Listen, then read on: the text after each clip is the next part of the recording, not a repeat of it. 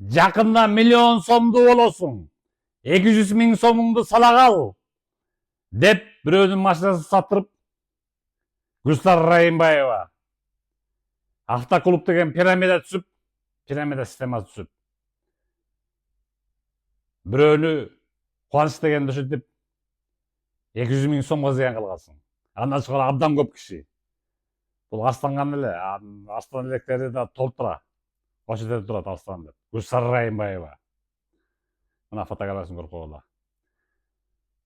Өзү Талас областынан болот бул келин. Байкабай кайып каскагадан болуп жаза басып, акыркы акчаңа да алат койгула. Кубаныч сыяктуу болуп. А сен Гүлсар Райымова жөн берип койгон. Уже 6-7 жыл болуп кетти. Убадаңды эртең бир сүүнүдө эле сосуп кетасың. Миллион сом түгүл, 200 миң сомдун өзү жок. Акчасын берип койт тиги. Күтүп атат тигине. Мына көрүп кол ошо Гүлсар.